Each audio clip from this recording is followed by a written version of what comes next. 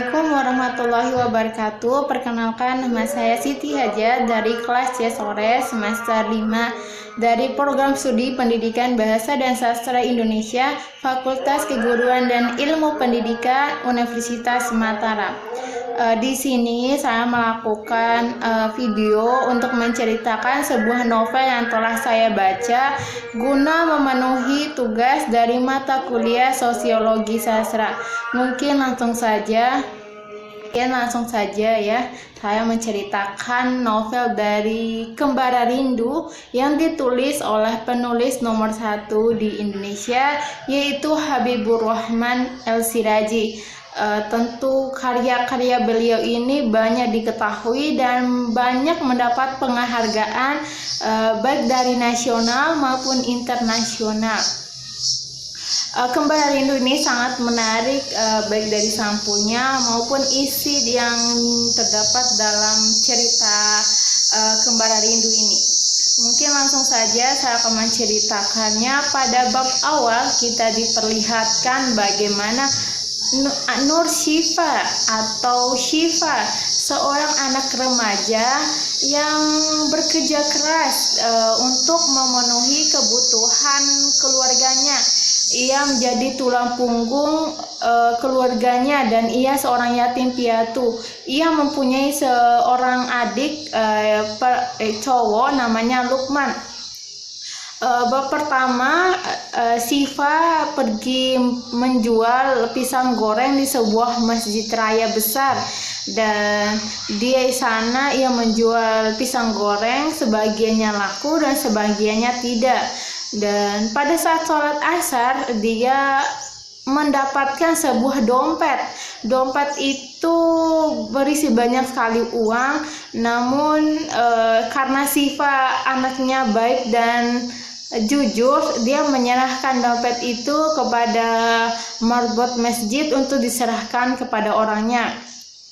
Dan orangnya itu bernama Lina. Dia datang mencari dompet itu dan marbot masjid memberikan dompet itu, namun dia tidak mendapati seseorang yang telah menemukan dompetnya itu untuk ia beri upah.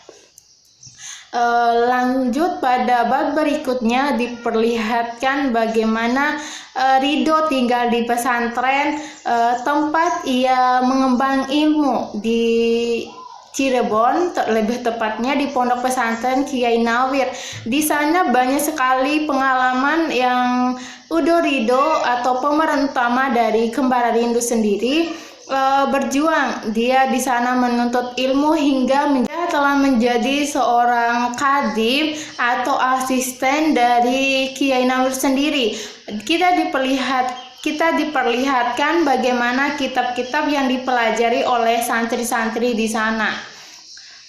Sebab selanjutnya berjudul Kembara Rindu. Di situ banyak pesan yang disampaikan, yaitu Kiai Nawir untuk berpesan kepada Ridho untuk segera pulang, karena Ustadz sepertinya mempunyai firasat keluarga Ridho di sana membutuhkan Ridho. Dan Kiai pernah berpesan, santri-santriku, dalam pengembangan mengarungi kehidupan dunia ini, jadilah kalian orang-orang yang penuh rindu, orang-orang yang rindu pulang. Jadilah seperti kalian, orang yang mengembara dan sangat rindu untuk segera pulang bertemu keluarganya. Orang yang didera rindu untuk segera pulang tentu berbeda dengan orang yang tidak akan rindu. Karena orang yang didera rasa rindu, ia tidak akan membuang waktunya di jalan. Ia ingin cepat-cepat sampai ke rumahnya. Sebab sebaliknya, orang yang tidak merasa rindu, mungkin dia mampir di suatu tempat dan berlama-lama di situ. Jadinya banyak waktu terbuang sia-sia. Jadi di dunia ini kita seperti orang berpergian, orang yang mengembara. Dunia ini bukan tujuan kita adalah Allah. Kita harus memiliki rasa rindu yang mendalam kepada Allah, dan Allah akan membalas dengan kehangatan rindu dan ridhonya. dibandingannya. Itu pesan dari Kiai Nawir untuk para santri-santrinya termasuk Ridho sendiri, dan Ridho memutuskan untuk segera pulang karena dia tidak ingin membantah apa yang dikatakan oleh Kiai Nawir sendiri. Pada bab selanjutnya diperlihatkan bagaimana Ridho pulang bersama dengan Diana atau anak dari Kiai Nawir yang ingin melanjutkan studinya di Lampung.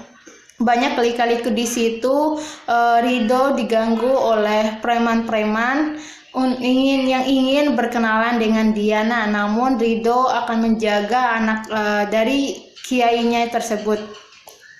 Selanjutnya, saat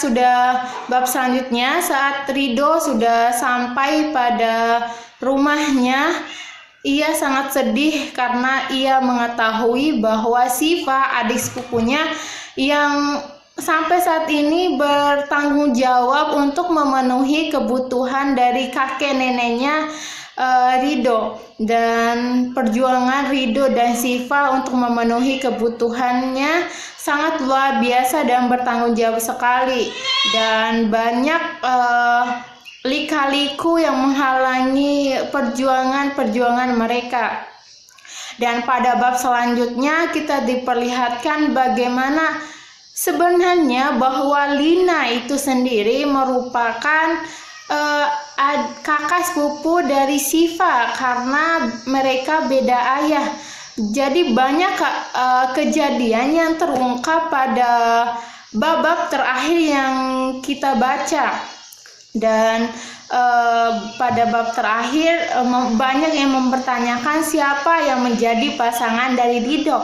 Apakah Lina dan teman Siva yang menyukai Ridho? Ini baru Kembar Rindu yang buku 1. Ada buku 2 lagi yang diterbitkan oleh Habibur Rahman El-Siraji, dan saya belum membacanya. Dan banyak pesan moral yang dapat kita petik dari membaca novel Kembar Rindu ini. Yang pertama, saya kutip dari halaman 66. Anak panah jika tidak dilepas dari busurnya, maka tidak akan pernah mengenai sasarannya. Demikian juga manusia jika tidak ingin atau pergi merantau mencari ilmu ke negeri seberang, maka ia tidak akan dapat kegemilangnya.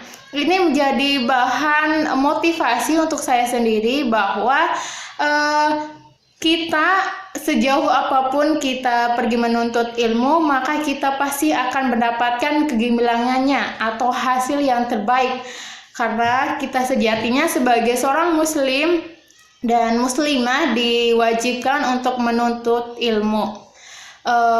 Dan pesan moral selanjutnya bahwa pada